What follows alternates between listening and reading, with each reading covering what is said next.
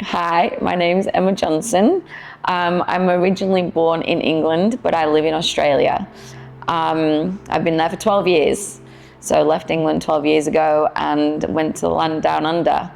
I have breast cancer, stage 4. It is hormone driven, so HER2 positive. And back last year, 2025, in February, I got diagnosed with stage 4 breast cancer. Back home, they told me that I had 3 months to live, or I had 18 months to live, taking 2 pills that they offered me back in Australia, which I declined.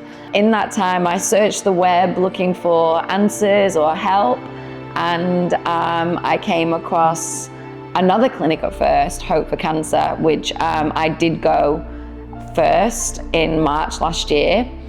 The clinic was great, but I just felt like there wasn't enough for me to be cured. It was just treatment-based and vitamins, and I needed something more. I then found out about Oasis, and it was the vaccines that brought me here. And as soon as I arrived at Oasis, I just knew this was the place. I knew this was the place that was going to cure me. I sit here today. My PET scan at first lit up like a Christmas tree, and now my PET scan is completely clear.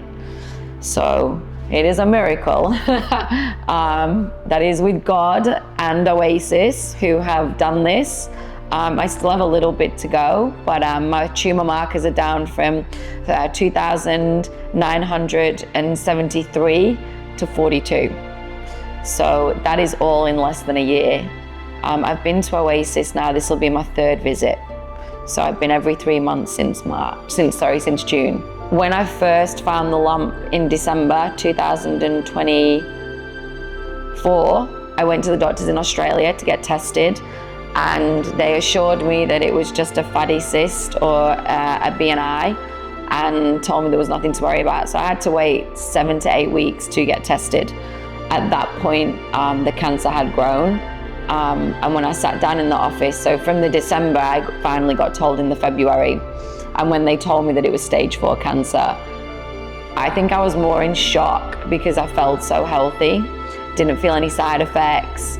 You know, I class myself as, reasonably fit, young, healthy.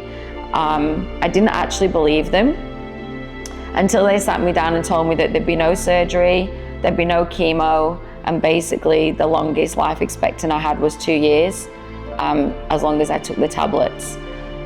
Devastated, angry, nervous.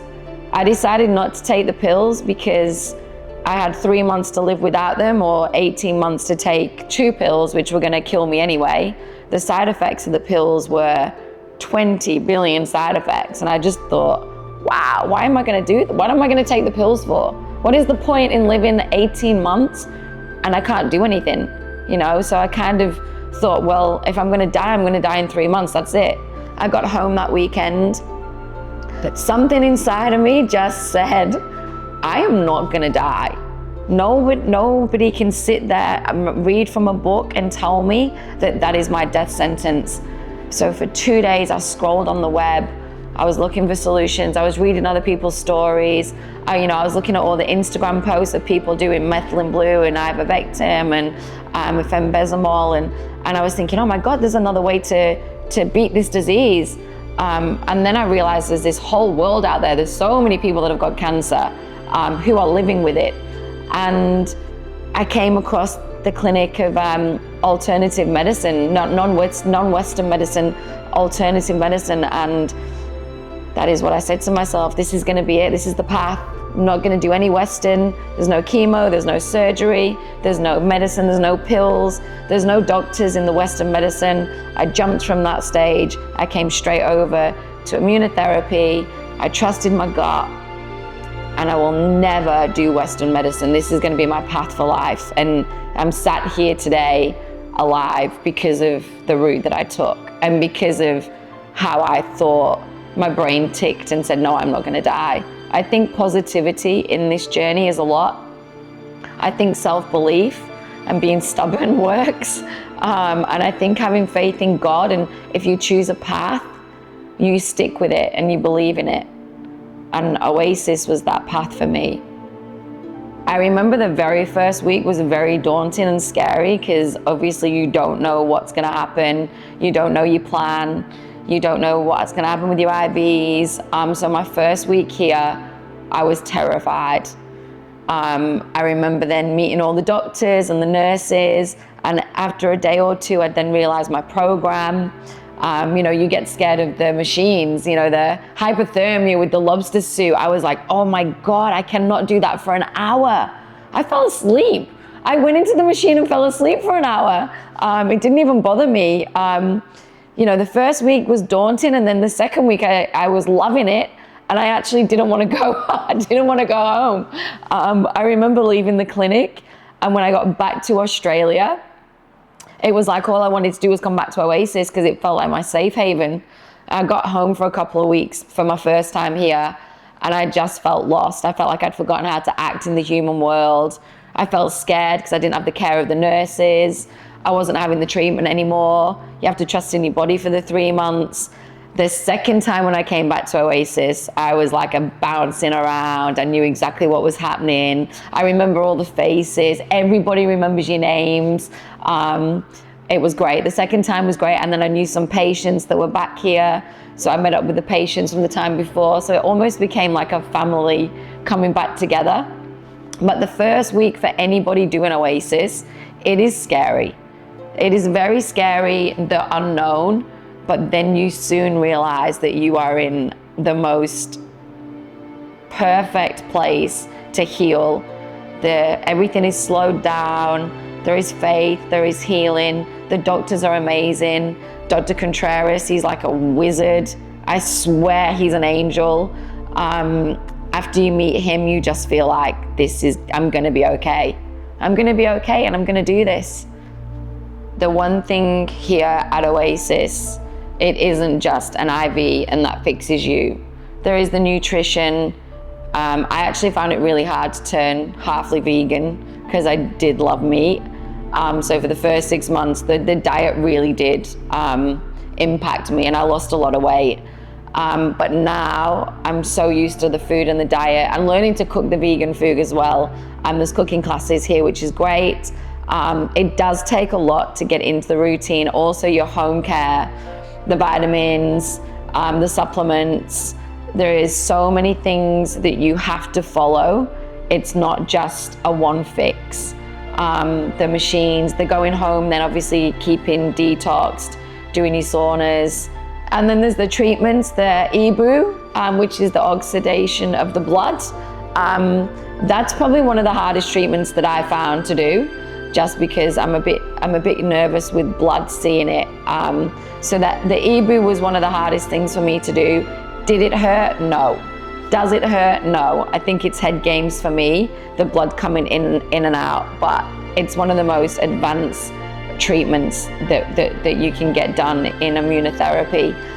There's also the red light bed machine, which is absolutely fantastic for regenerating your cells, and it heals and it gets rid of inflammation. And obviously the hypothermia where you wear the lobster suit, which is amazing for detoxing, and cancer hates heat. So getting in the heat pod for an hour is pretty much burning the cancer in the body, which is great. The 7 IVs a day, sometimes you can feel a little bit sick from one of them. Sometimes you get a bit of a headache. Is it worth the headache and sickness? Absolutely. What chemo would be far worse than doing this sort of treatment. So I'm blessed that I found this place, and I'm blessed that I got to be treated. If anything, I think it's mind over matter, and you've got to be strong and strong-willed to get through the day. But once you get home, the supplements you must take, and you must stay on the diet that you are told to do at the hospital, because there's no point doing the visit and then going home and cheating. So I feel like you get the best results by listening to exactly what you're meant to do. So this journey has taught me to become a completely different person. I used to go out and drink with girlfriends at weekends. Now I go out and drink sparkling water, and I have more fun because I actually laugh at them drinking. Going out for dinner, yes, it's harder to look at the menu to see what you can and can't eat.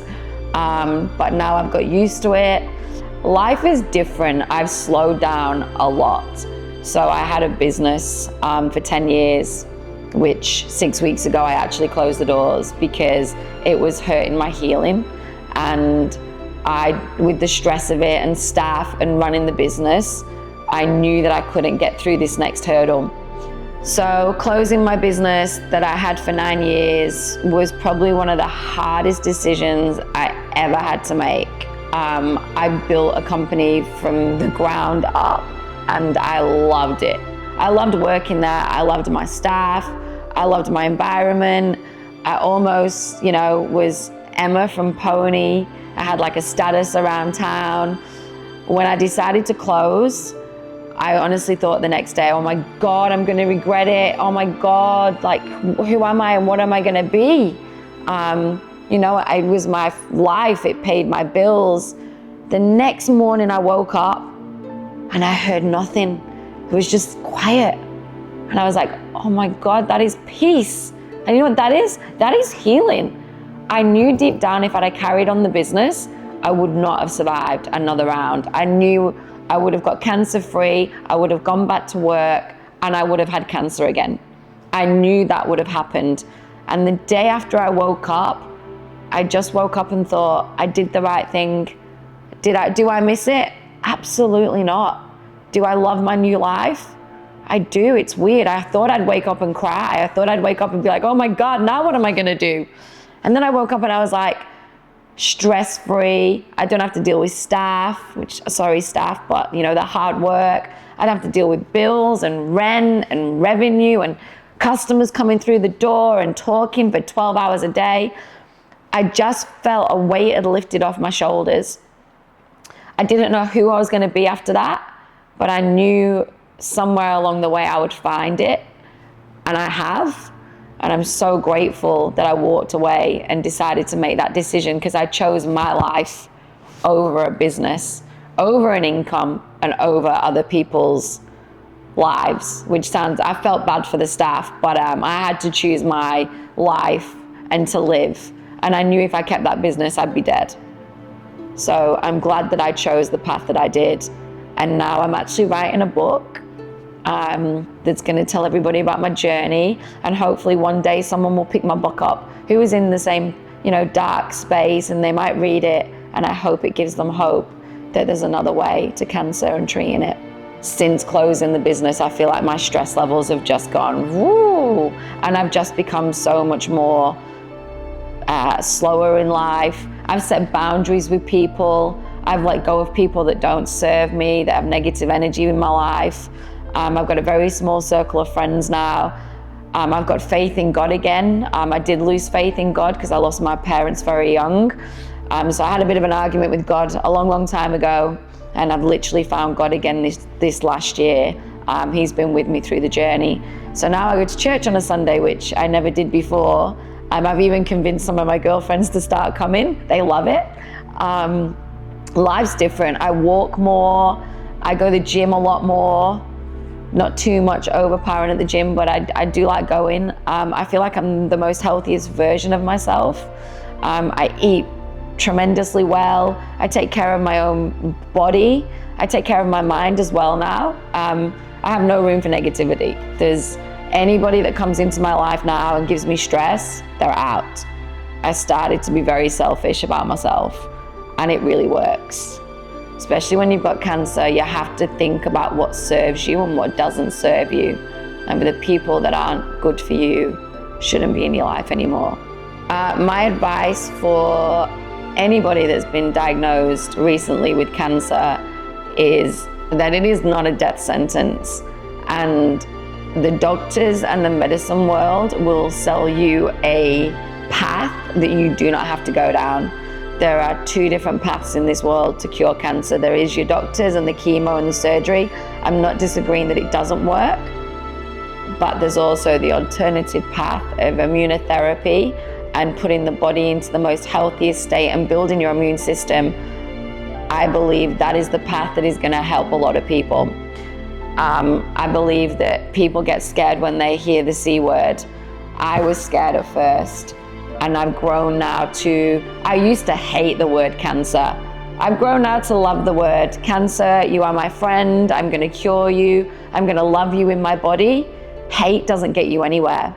So for anybody that's out there that has been diagnosed and is scared and is terrified because you think you've got a death sentence hanging over your head, it is not true. You do not have a death sentence. You have the ability to change your body. You have the ability to change your life and walk away from anything that is not serving you. And you can never go back to your old lifestyle, because that lifestyle brought on cancer. You have to change everything. And honestly, it's made me into a better person in every single way possible. So for anyone that is thinking about going to Oasis or looking at other clinics, I have been around, I have been to another clinic before, and in my whole heart, I feel that Oasis is the only reason why I am alive. And for that reason, I would recommend this clinic to everybody in the position who has got cancer. I would say, do not do chemo, do not do surgery, please come to the Oasis. I just feel like this place has given me a second life, and I have met so many other patients in this clinic who are cleared of cancer. It's not just me on camera saying it. Last time I met 4 people, today there's 3 people downstairs with stage 4, and they are now clear of cancer. And I feel like the world needs to know about this place. The world needs to know there is another way to cure cancer, and not to be scared and to believe. So here at the clinic, the thing that I love the most is the people that you meet. Every day, breakfast, lunch, and dinner, there's round tables, and we all get to chat to each other. Everybody shares the stories. This is where hope is built, because this is where you meet people who have been here a few times and who are cured of cancer. And that, to me, is a miracle, for people to talk to people that have just arrived who are scared. You then become family. Like, I've got 5 people that I've met here the last 3 times that I've been, and we talk every day.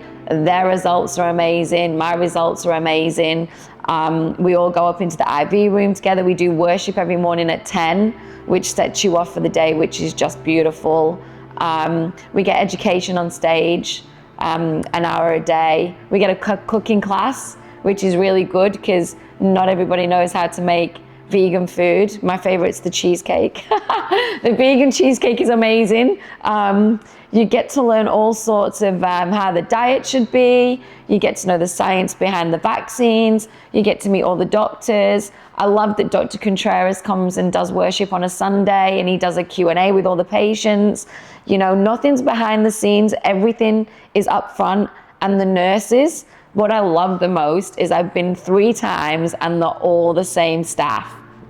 All the same nurses. They all know your name. They all know what you love and what you don't love. Like, I have to have my arm heated up because I've got really small veins. They're already there waiting for me. Like, they're just ahead of the game. They're like family. This place is like family. I feel like I come here, I come home. I hate leaving. So before cancer, I led a completely different life, which was very much in the fast lane. I was very much a socialite. I had a billion friends. I went to every event. I probably didn't sleep enough. I was overworked. I was stressed. When I got cancer, after I got over being scared and knew I was gonna live, my life completely changed. And I can honestly say, which is gonna sound really weird, that with cancer, I'm happier now than my old life. And I had to shed that old life. And for a good couple of months, I missed that person. I'm now 10 months into the journey, and I'm so content with where I'm at. I'm so happy to be alive. I never take a day for granted. I never see bad in anything anymore. I don't have time for, negative energy or negative people.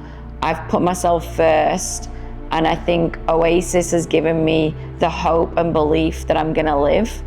I was meant to die 3 months after I got diagnosed, and I'm here 10 months later, healthier, smiling, happier, I don't even know what stress is anymore. The old Emma was stressed 24/7. I lived in this dark world. I feel like I've been reborn.